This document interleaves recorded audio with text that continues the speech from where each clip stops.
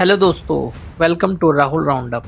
मेरा नाम है राहुल और आज हम बात करेंगे एक ऐसे वेपन की जो बिना मिसाइल, बिना फाइटर जेट और बिना एक भी बुलेट चलाए पूरे पाकिस्तान को हिला सकता है। और शॉकिंगली ये वेपन दोस्तों इंडिया के पास ऑलरेडी है।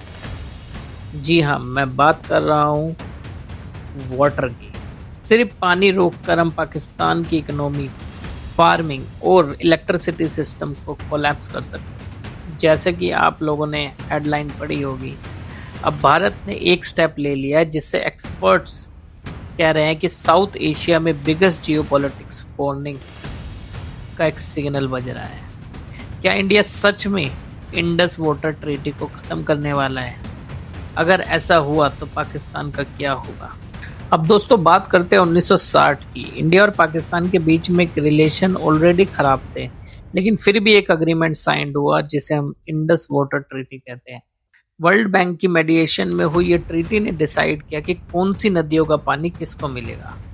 पाकिस्तान को मिला इंडस, झेलम और चेनाब नदी, और इंडिया की बात करें तो उन्हें मिला रावी, बेसिन और सतलुज। इन रिवर्स का मेजर रिसोर्स इंडिया में और स्पेशली कश्मीर रीजन में, मतलब वाटर कंट्रोल फिजिकली इंडिया के पास है। फिर भी इंडिया ने डेकेड्स तक इस ट्रीटी को फॉलो किया। अब दोस्तों इंडिया का कहना है कि पाकिस्तान इस ट्रीटी का मिसयूज करता है। जब भी इंडिया कश्मीर में डैम प्रोजेक्ट बनाता है तो पाकिस्तान इंटरनेशनल कोर्ट चला जाता है। पाकिस्तान का फेयर सिंपल है दोस्तों, अगर अपस्ट्रीम डैम कंट्रोल करेगा तो पाकिस्तान की वाटर सप्लाई डेंजर में आ सकती है। और सच ये है कि पाकिस्तान की agriculture almost completely Indus river पर डिपेंड है। Punjab farmers, electricity project, drinking water, सब कुछ इंडिया के कंट्रोल में आ जाएगा।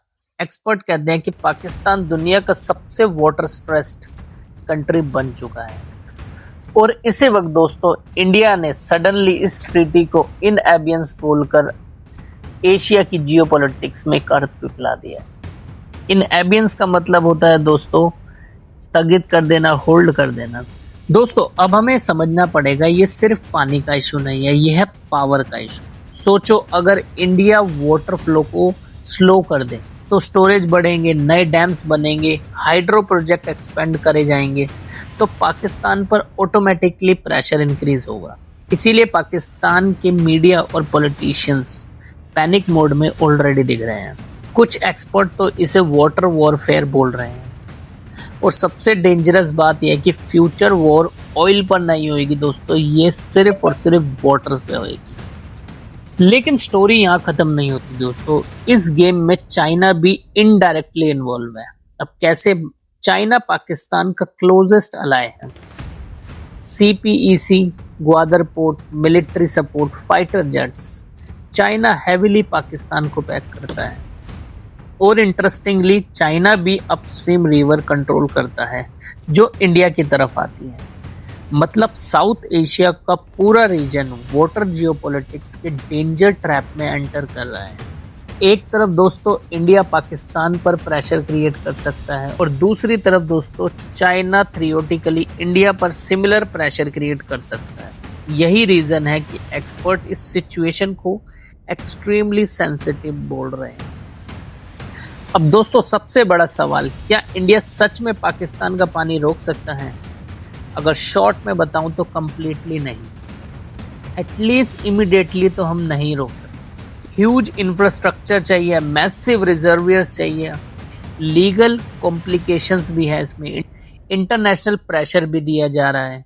लेकिन इंडिया ग्रेजुअली डैम एक्सपेंड कर सकता है, वाटर यूटिलाइजेशन इंक्रीज कर सकता है, स्टोरेज कैपेसिटी बिल्ड कर सकता है, और बस इतना ही पाकिस्तान के लिए इनफ प्रेशर क्रिएट कर सकता है। यानी इंडिया को पूरा पानी रोकना भी नहीं पड़ेगा, सिर्फ कंट्रोल दिखाना है। अब दोस्तों यहाँ पर इंडिया का हिडन मैसेज शायद सिंपल है। अगर टेररिज्म कंटिन्यू हुआ तो कॉन्सिक्वेंसेस सिर्फ बॉर्डर तक लिमिटेड नहीं रहेंगे। और अगर हम बात करें तो ये ट्रेडिशनल मिलिट्री वार्निंग से भी ज़्यादा डेंजरस है। क्योंकि देखिए दोस्तों, मिसाइल अटैक टेम्परेरी डैमेज करते हैं, लेकिन वाटर क्राइसिस वो पूरी इकोनॉमी को इम्पैक्ट कर सकता है। फार्मिंग हो, food price, electricity, daily life, हर चीज़ को वो इम्पैक्ट कर सकता है। अब दोस्तों, South Asia already nuclear tension zone में है। अब वाटर पॉलिटिक्स भी ओपनली बैटलफील्ड का पार्ट बन रही है। इंडिया का ये मूव स्ट्रेटेजिक मास्टर स्ट्रोक है दोस्तों, या फिर ये एक डेंजर एस्केलेशन, ये तो आने वाला वक्त ही डिसाइड करेगा।